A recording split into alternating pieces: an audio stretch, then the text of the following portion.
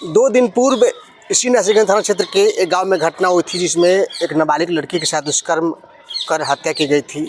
इस घटना से गांव समाज में बड़ी दुखदायी निंदा हुई थी। लोग दुखी थे और दुखी इस बात के थे कि समाज बदनाम हुआ, गांव बदनाम हुआ और मानवता शर्मसार हुई थी। और रोहतास पुलिस के लिए एक चुनौती भी थी। बहरहाल इस मामले का उद्भेदन हुआ है और जिसने व्यक्ति ने उस लड़की के साथ दुष्कर्म किया और मौत की नींद सुलाई, वो आज सलाखों के पीछे है और रोहतास पुलिस को बड़ी सफलता मिली है। लेकिन सबसे बड़ा सवाल ये है कि जब अपने ही गांव घर के लोग, अपने ही समाज के लोग, अपने घर के रहने वाले ही लोग जब इस तरह की क्रूरता करेंगे, इस तरह का जघन्य अपराध करेंगे, तो आखिर इस समाज की सुरक्षा कौन करेगा। बहरहाल इस मामले का उद्भेदन हुआ है, लेकिन एक बार फिर मानवता शर्मसार हुई है, समाज कलंकित हुआ है। और व्यक्ति को तो दंडित मिलेगा, लेकिन क्या समाज उस व्यक्ति को, उस घर के लोगों को या समाज से बाहर करेगा? जब तक ऐसी जिम्मेवारियां लोग नहीं निभाएंगे, जब तक ऐसा निंदा नहीं होगी, जब से वैसे व्यक्तियों को समाज से बाहर नहीं निकाला जाएगा, हमें लगता है कि ऐसा जघन्य अपराध होता रहेगा। बहरहाल उसी गांव का व्यक्ति उपेंद्र राम ने इस घटना को अंजाम दिया था और उसको पुलिस ने गिरफ्तार कर लिया है। और वही उपेंद्र राम जो सबसे पहले ये हल्ला किया था कि एक लड़की का यहाँ पर शव की बरामदगी हुई है। बहरहाल कहा जाता है कि पुलिस की नज़रों से आप बच नहीं सकते हैं और उपेंद्र राम को ऐसा लगा जब हम पहले हल्ला करेंगे और पहले ये बात सबको बताएंगे कि एक लड़की की मौत हुई है, तो शायद ही मैं बच जाऊंगा। बहरहाल इस मामले में रोहतास पुलिस अधीक्षक महोदय प्रेस ब्रीफिंग कर रहे हैं। आइए सुनते हैं उन्होंने घटना को लेकर के क्या बताया है।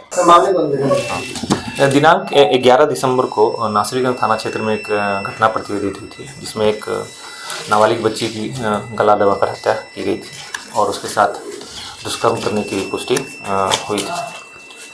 घटना के जघन्य प्रकृति और गंभीरता को देखते हुए घटना के तुरंत बाद एक टीम बनाई गई थी एएसपी विक्रमगंज के नेतृत्व में, जिसमें डीआईओ की टीम, महिला पदाधिकारी और एफएसएल के जो विशेषज्ञ उनको शामिल किया गया।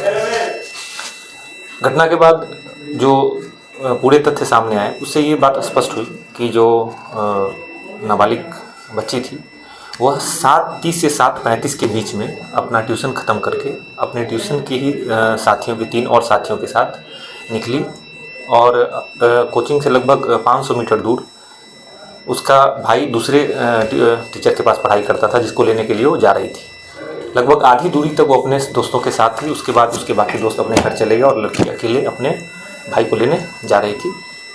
लेकिन उसके ट्यूशन पहुंचने से पहले उसका भाई पहले ही घर जा चुका था, लेकिन बच्ची ट्यूशन में पहुंची नहीं और उसी बीच बच्ची गायब हो जाती है। और 7:55 के आसपास बच्ची का शव उसी रास्ते में गली में नाली के किनारे एक व्यक्ति द्वारा देखा जाता है। उसके द्वारा वहीं पे खड़े लड़कों को सूचना दी जाती है। जब उनके द्वारा पहचान की जाती है बच्ची की, उसके परिजन आते हैं, उनके द्वारा प्राथमिक उपचार के लिए जाया जाता है, जिसके दौरान स्पष्ट होता है कि बच्ची की मृत्यु हो चुकी है। घटना के बाद जो है वहाँ जितने प्रत्यक्षदर्शी साक्षी थे, उन सबसे पूछताछ करने पर स्पष्ट हुआ कि उस गांव का ही एक व्यक्ति उपेंद्र राम मृतका के आने से जस्ट 10 मिनट पहले उसी रास्ते को क्रॉस करके आ रहा था जहां 2 लोगों ने उसे देखा था और वही पहला व्यक्ति था जिसने बच्ची के वहाँ होने की सूचना वहाँ के लड़कों को दी थी।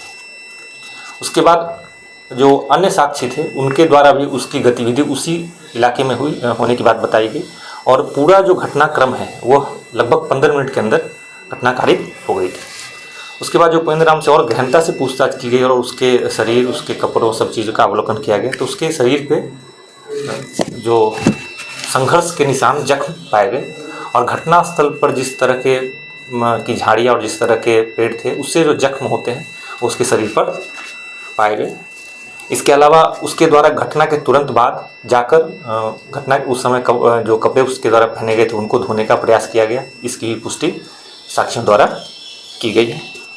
इसके अलावा उससे पूछताछ में जितनी बातें आई और घटना स्थल के आसपास जितने साक्षी थे, सभी के द्वारा स्पष्ट रूप से बताया गया कि जो घटनास्थल है उस समय सिर्फ इस व्यक्ति की ही गतिविधि थी और इसके द्वारा ही घटना कारित करके बच्ची को लाकर रखा गया और उसके बाद किसी को इस पर शक नहीं हो, इसलिए इसके द्वारा ही इसकी सूचना देकर उस तरह का माहौल बनाने की कोशिश की गई। घटना के बाद भी इसकी गतिविधि जो है साक्ष्य मिटाने की रही, जिसकी वजह से इसके पूछताछ के बाद गिरफ्तारी की गई। इसके कपड़ों पर भी जो घटना से संबंधित साक्ष्य हैं वो संकलित किया गया है एफएसएल टीम द्वारा, जिसको एफएसएल में जांच के लिए भेजा जा रहा है। इस प्रकार इस घटना में संलिप्त उपेंद्र राम पेशर भवन राम की गिरफ्तारी की गई। इस व्यक्ति की ही के द्वारा ही यह जघन्य अपराध किए जाने की बात अभी तक के अनुसंधान में सामने आई है। बाकी हम लोग इसमें जो सारे वैज्ञानिक साक्ष्य संकलित किए गए हैं उनको एफएसएल भेजा जा रहा है, जिनके विश्लेषण से इस कांड में जो अनुसंधान है वो अपने आखिरी अंजाम तक पहुँचे। सर ये घटना क्या अचानक होता है, ये पहले से ताकना था? देखिए, आप घटना से कनेक्शन करने से पता चलेगा कि जो बच्ची जहां अपने भाई को लेने जाती थी वो और इसका जो घर है वो उसी जगह पड़ता है, मुश्किल से 20 मीटर की दूरी है। इसके आने जाने का रास्ता और उसके आने जाने का रास्ता दोनों क्रॉस होता है, जहां यह संभव है कि इसने पहले भी उसे देखा होगा और उस दिन इसने इस घटना को अंजाम दिया। पहले से कोई संपर्क नहीं कर रहे हैं? एक ही गांव के हैं, घर कोई भी बहुत ज़्यादा दूरी नहीं, ये जानता था पीड़िता को, इसमें ये चीज़ स्पष्ट है।